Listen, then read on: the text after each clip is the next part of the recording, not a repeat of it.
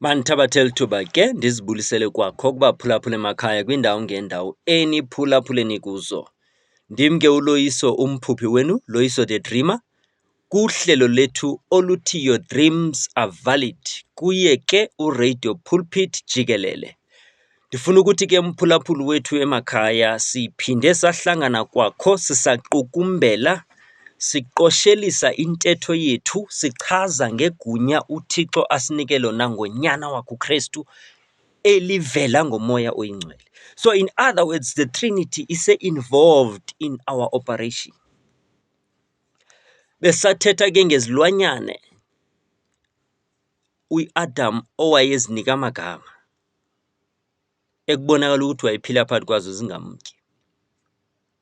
Noba ke kwauwa umntu wauwa wakwi-level engaphansi or almost equal to animals or even below, which is why xa kufuneka kuzanywe i-redemption yakho kwafuneka iqalwe ngebhokhwe neegusha, ngoba wawusowukulaa level yesilwanyana.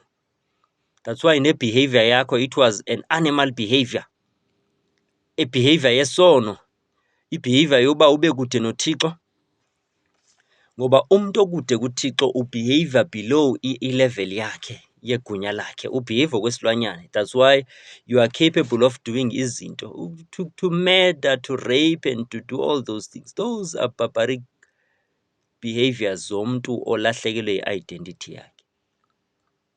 It's things that are below your worth, your value, ngokwendawo uThixo akubeke kuyo nangokwe level neposition ye-dominance akucreatele yona. It takes uba umuntu azifune, azazi igunya lakhe ukuze abe u-operator and uzibona ngale ndlela adalwe ngayo. Ndifuna ukuthi ke mphulaphuli wam ekhaya, ayimangazi ke uba ithi iBhayibhile uElijah, uEliya wayengumntu njengawe, wathandaza uba imvula ingabikho, waphinda wathandaza uba mayiphinde ibe khona. Iqale ikuzobela ipicture ithi wayengumntu njengawe, ukwenzela ungabi na-excuse yobuthi ezinye izinto awukwazi ukuzenza, ngoba kekho omnye umntu owakhe wambona. Ikunika i-reference point to say if wayenza ene-flesh and blood njengawe, ene-limitations and weaknesses njengawe, then it means you can also do it. Xa uYeshua wakaze uthetha nelanga, langa elo elaliselibekwele i-jurisdiction of operation namaxesha okuoperate, uba emini liyavela, ebusuku liyatshona. Kuthiwa indoda yakwaThixo yathi kusiliwa imfazwe, kubonakala ukuthi kuyahlwa, kodwa utshaba alukoyiswa ngokupheleleyo, waqonda uba xa kumnyama abazubona kakuhle, kuzawubhidana iikomityi. Kuthiwa wamisa ilanga la mangxi.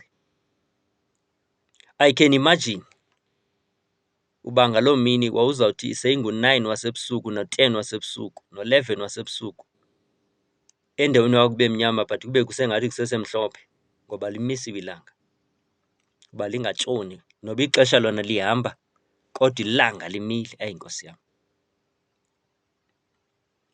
Ngoba ke mphulaphula emakhaya, uThixo ukunikile igunya loba umise ilanga. It may not be literal in your context. It may be on i-situations efuneka uzibambe zime ngqi. Kubekho ii-opportunities efuneka uzibambile zingakudluli. Kuthiwe sekuthiwa kuvaliwe, i-deadline idlulile, but kube wena ubamba ilanga in the authority realm. Uzixelela ukuthi noba kuvaliwe ii-applications, i-due date, kwenziwe a special exception ngenxa yakho, ngenxa yegunya elonalo.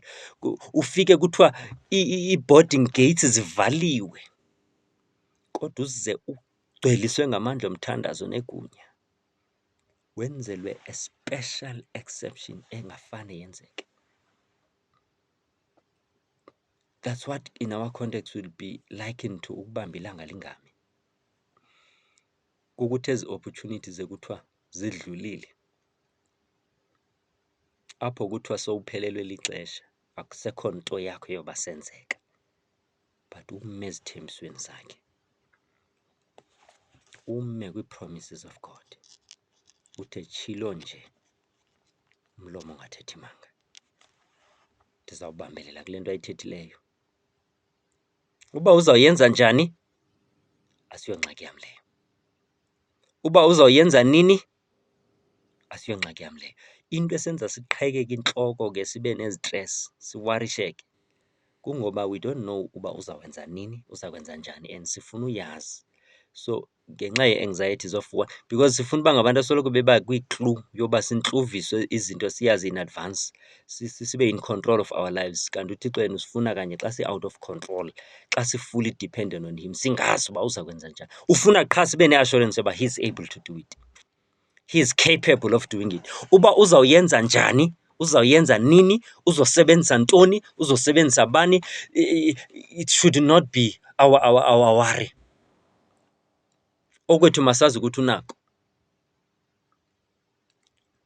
Uba kufuneka uMaria azale uYesu kungekho ndoda, which is the natural way eqhelekileyo, ngoba unufuna izinto zenzeke ngendlela eqhelekileyo just because uyayazi ukuthi umntu ukuze afumane umsebenzi funeka abe kwi-interview. You don't know ukuthi uThixo can give you a-favor, uthi usahlala phaa phantsi ipanel ilinde to interview you, kuvele nje i-favor ingenelele, bajonge nje i-CV yakho, babe ne-attraction to you and your CV, and they say, what time can you start tomorrow? Ungakhange uinterviewwe. You want things to be done the natural way. Just because there are those tenderpreneurs abane-connections, ne-political connections wena awunazo, you think awunawukwazi uyifumana laa tender by the divine favor ungakhuphanga naloo bribe, because wena wazi izinto zisenzeka ngendlela ethile yabantu. Eyi Nkosi yam, eyi Moya Oyingcwele. Moses wayivula i-Red Sea, phethe induku nje wayikhomba ngegunya elinikiweyo, amanzi avuleka kubini. Kodwa siyazi ukuthi uThixo ngokadala, it was like he was rearranging i-creation of God. Same as u-Elisha azawumisa imvula kaThixo owayeseyidalile kwiGenesis, wachaza namaxesha nee-seasons ezizawusebenza ngayo. But kwafuneka athi temper with the nature and with the programs of God. Eyi Nkosi yam, iyandibilisa le nto yoba ezi zinto zenziwa ngabantu abaphilileyo esibabonileyo. We have even been fortunate, some of us, to have seen nabantu who were used physically phambi kwethu besetyenziswa in the gifts of miracles, signs and wonders, healings happening. Abanye sibabukela ezitivini, abanye sibabukela kuma-10 crusades esikhulu esiwahamba. We know these things are happening. God is still able to do these things. He just needs a vessel azawusebenza ngayo. He just needs someone othi, Nkosi ndikho, thuma mna. Uba sithi he's the same yesterday, today and forever, uba wayephilisa izolo, fanele abe usaphilisa nanamhlanje, uyawuphilisa kuze kube phakade. Uba wayesindisa ngoku, usasindisa nangoku, usazosindisa. Funeka ngasemlimithi sibe nento esicinga fanuba akasakwazi uzenza, just because siphila kule dispensation ekuthiwa is a lost generation, generation ezalelwe ngexesha apho kuthiwa kuhanjwe entlango. Asiyazi ukuthi kanti entlango vele kulapho imiqondiso yenzeka kakhulu, kanye ngokuthiwa isizini ye-dryness, ye-hopelessness, kulapho imimangaliso nesandla nengalo kaYehova yavela kakhulu khona. Ndifuna ukuthi ke mphulaphula ekhaya, unganikezeli, ungalahli ithemba. uThixo usengayenza le nto ucinga akanawukwazi ukuyenza. Le nto noogqirha asebekuxelela ukuthi nabo bazame konke okusemandleni, akusekho nto abanobasayenza, kulapho uThixo angena khona. Ndiyamthanda ke uba xa eza kwenza umqondiso akafuni ukukushiya ngaphandle. He wants you to be a partaker. Ufuna uba nawe ube nesandla osifakayo kumqondiso ozawuzuzisa kwawena phofu. Phambi koba atshintshe amanzi abe yiwayini, waqale wathi makuziswe imiphanda izaliswe ngamanzi, ngoba le nto yozalisa imiphanda ngamanzi yinto ebebekwazi ukuyenza. Kodwa ujika amanzi abe yiwayini yinto ebebengazukwazi ukuyenza, ngoba uThixo ufuna wenze le okwazi ukuyenza ukuze yena enze le wena ongakwazi ukuyenza. Siyathanda kuba sifuna uba sibe spoiled, thola ukuthi nezi izinto ezifuneka zenziwe sithi sifuna uyekela yena enze. Uthi what you bind on earth will be bound in heaven. Heaven is ready to bind. It is delayed by you not binding and loosing things on earth. Igunya linikwa wena Yosefu nguFaro. Though ilizwe ile lakhe, but the delegated authority Yosefu inikwe wena. Uba uthi Pharaoh, I am Pharaoh, itrone yam, but nothing shall move. At the command of Joseph, everything moves.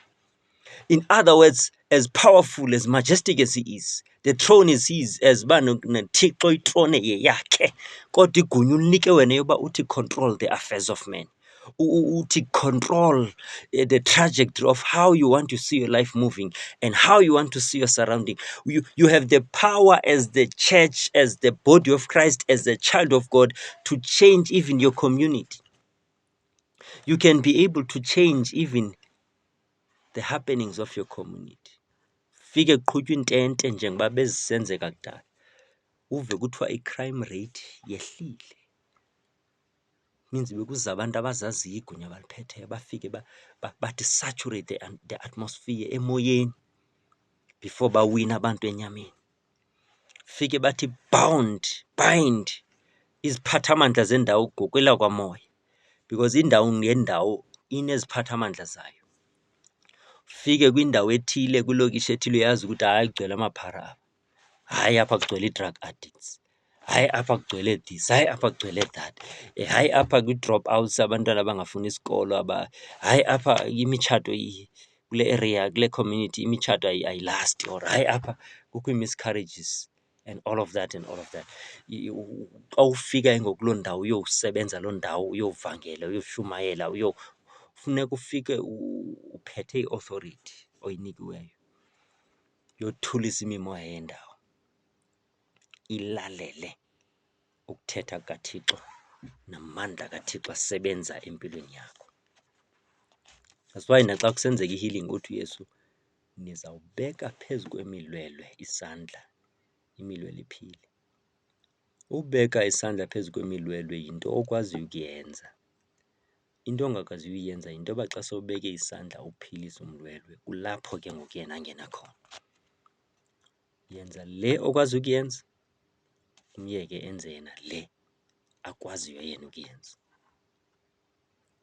Funa ukuthi ke mphulaphula, kuyenzeka sometimes athi uThixo seyezenzile izinto njengoba sibone la madoda esithi temper ne-nature kaThixo, usinikile elo gunya. As much as ingasawunda ngathi is-blasphemous xa siyithetha, but it is like that. Indoda yaxelelwa kwathiwa wena uyafa, kumkani uHezekiya, yaqhankqalaza, yabambana noThixo, yamkhumbuza, yamaneja to manipulate the system to a point where umprofeti wathi engekaphumi nasemasangweni kwafuneka aphinde ajike azojika. Ingqondo kaThixo yajikwa yile ndoda. Ithi le ndoda, ndisafuna uphila, kwa-edwa 15 more years. Thina simtritha uThixo ngathi yirhorho, asazi ukuthi usinike i-proxy as inkosana emhlabeni, to be able to control things with our mouth, control things with our prayers, control things with our declarations, control things with our lifestyle. Sibe yi-light and salt of the earth, sidominate over the earth. Siyinikiwe, it's in us. That's why kukho lo mama owathi uYesu engamfakanga nakwi-agenda ye-healing for the day,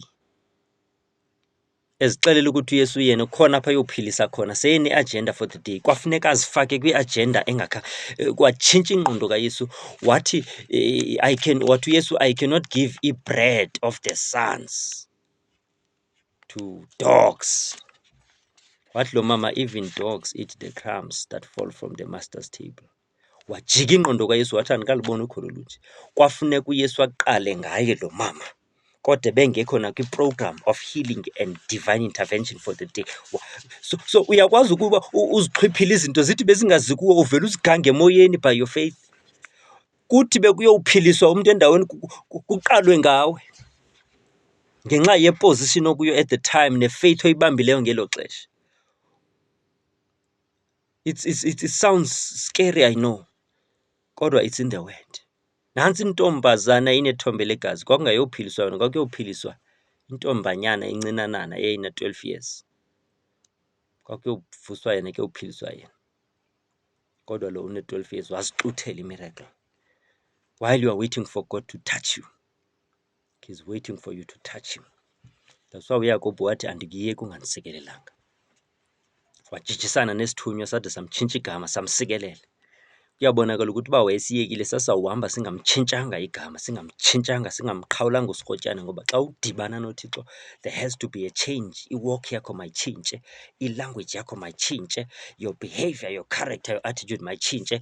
You must have a yesterday. You can't behave like your yesterday in your today. And your xa udibene noThixo vele your today must be better than your yesterday, and your tomorrow must be better than your today. Ndifuna ukuthi ke mphulaphuli siyivala sinjalo, singayibamba apho kuze ke kube lilixa elizayo. Enkosi.